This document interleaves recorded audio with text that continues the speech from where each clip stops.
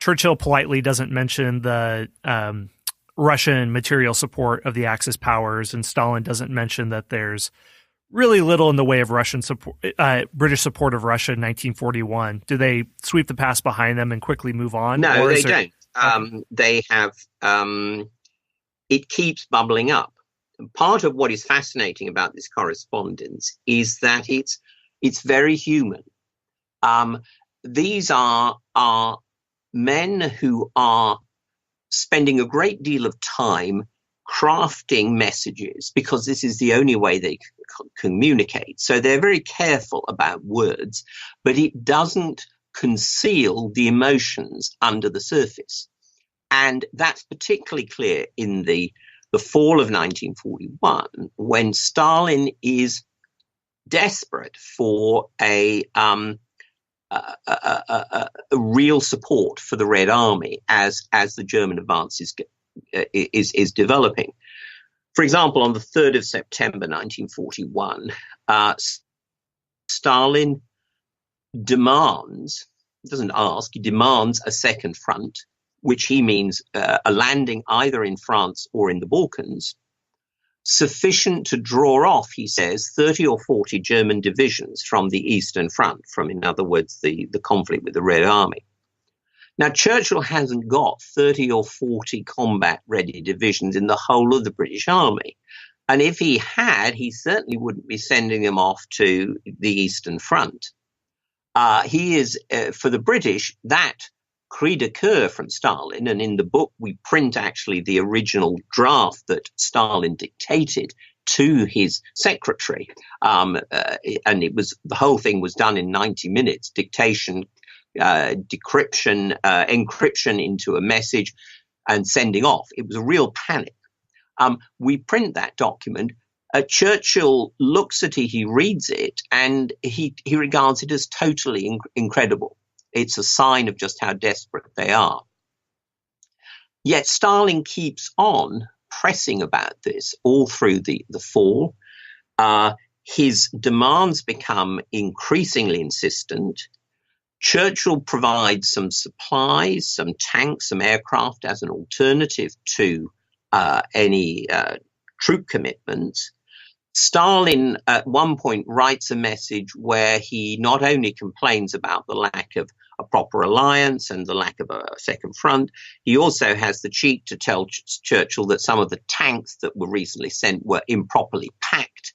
Churchill really goes ballistic, and we have a remarkable period in which it's clear that Stalin, he's so angry, Churchill is so angry, it's clear that Stalin has got to back off to some extent, and that's made clear to the Russian ambassador in London, Ivan Maisky. Maisky tries to convey this to the Kremlin, but Stalin is not a man who does apologies. So in the end, he does something quite different. And maybe I could just read you one of the messages that I'm particularly fond of. Please. In the book. So instead of an apology, on the 30th of November, 1941, Stalin sends Churchill this message. Warmly congratulate you on your birthday. From the bottom of my heart, wish you strength and health, which are so necessary for the victory over the enemy of mankind, Hitlerism. Accept my best wishes, Stalin.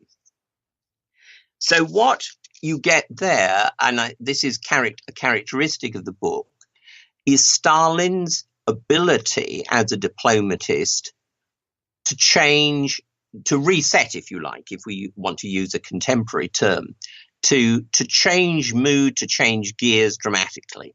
He doesn't apologize, but he sends a friendly message. And of course, if you think about this historically, I can't imagine Stalin is in the practice of sending many birthday greetings to people. Certainly not a man who had 20 years before vowed to strangle Bolshevism in its cradle, Winston Churchill, a capitalist imperialist. But what happens as a result of that birthday message on the 30th of November 1941 is that from then on, Churchill and Stalin exchange birthday greetings for the whole of the war. And it becomes a feature of their correspondence. So what you have here is a correspondence that is at times very formal, on a number of occasions quite vituperative, quite angry, yet has these personal flashes, which are very revealing of a different kind of personal relationship. Hey everyone, Scott here. We're going to take a very short break for a word from our sponsors.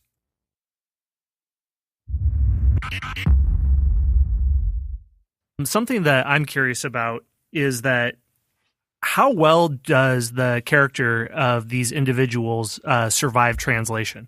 For example, the wit of Churchill, I don't know how much he would use that within diplomatic communication or not, and Stalin's steely iciness. From what you've seen, does it survive translation well? Oh, yes, it does. I mean, I think part of the reason why the book is structured so much around the three leaders is that they leave their mark on the correspondence.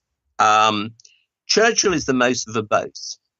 He is, after all, a man of words. He makes his living as an author, writing big books, biographies, history books, but also journalism. And his response to problems is to send words, to try and explain himself, to try to justify British policy.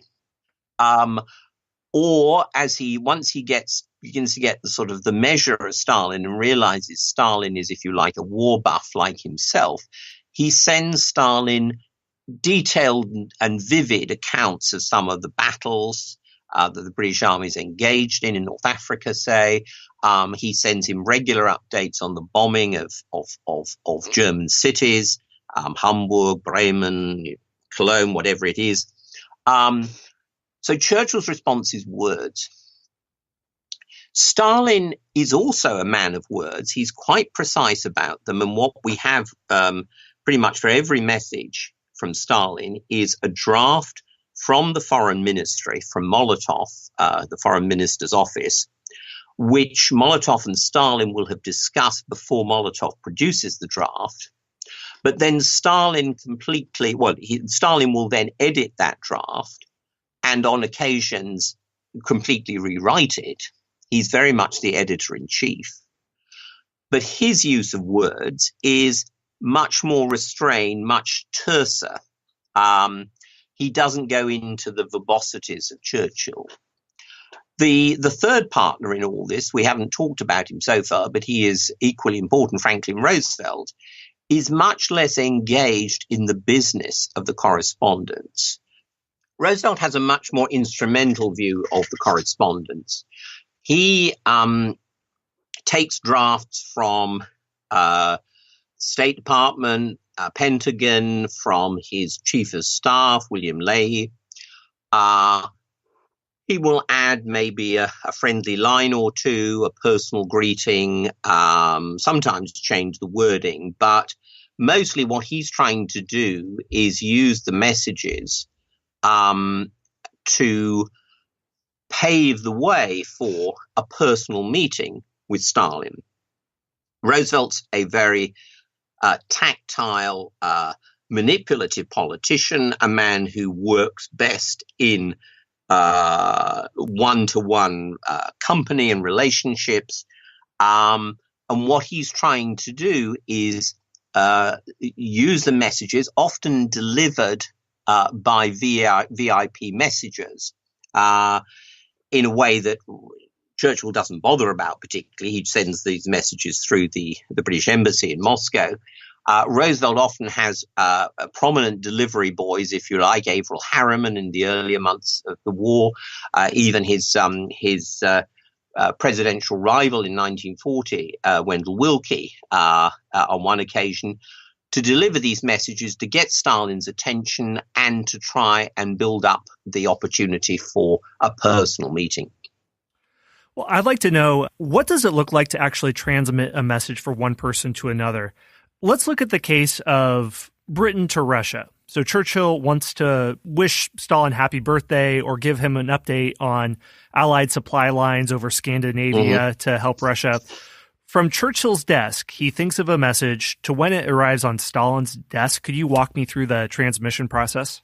Okay, so Churchill will sometimes take drafts from other people, and certainly on technical issues about, say, a supply convoy, he'll have a basic draft. He will spend some time revising that.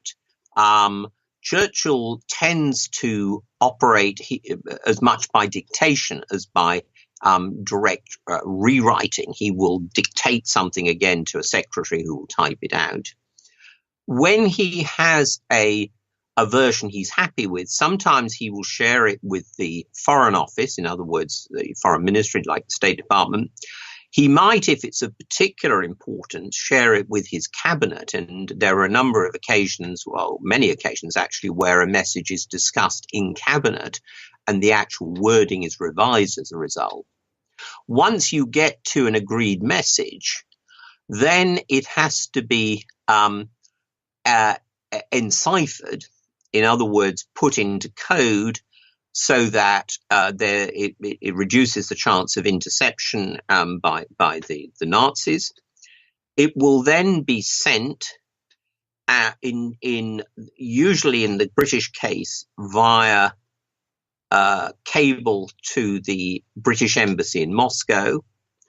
Though sometimes he will give the answer to Maisky, the ambassador the Russian ambassador in London. When it gets to Moscow, it's then got to be decrypted. And if it's the case of transmission via the British Embassy, usually what the British Embassy will do is to produce two versions for delivery to the Foreign Ministry, who will then give it to Stalin. One will be the English text. The other will be their own translation into Russian. Both those will be handed over. The Russian Foreign Ministry will do their own translation of the English to Russian, usually a bit more sophisticated and so on. So there is plenty of opportunity, as Churchill himself admits on one occasion to the cabinet, for words, if not and certainly the tone, to get lost in the process of translation.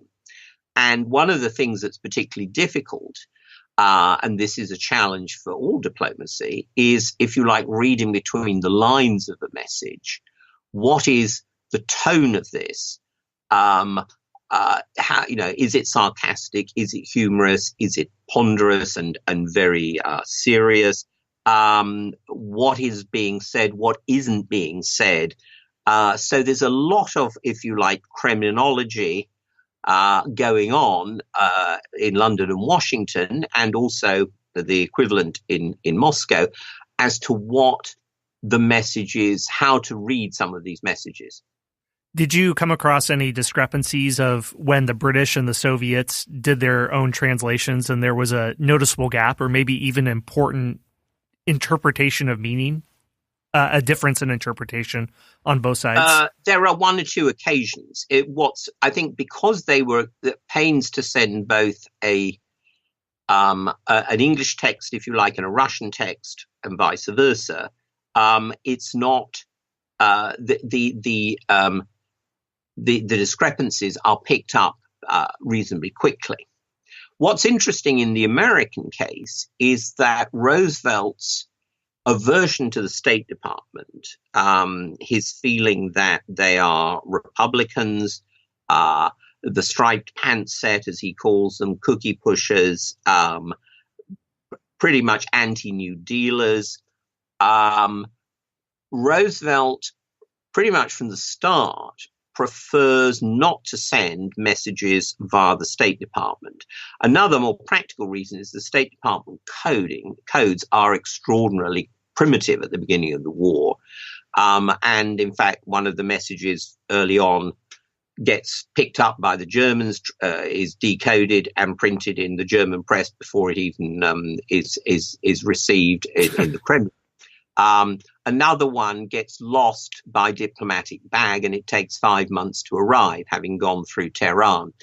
So Roosevelt's not impressed with the State Department. He, on the American side, he uses the Navy Department for transmission, because their codes are much more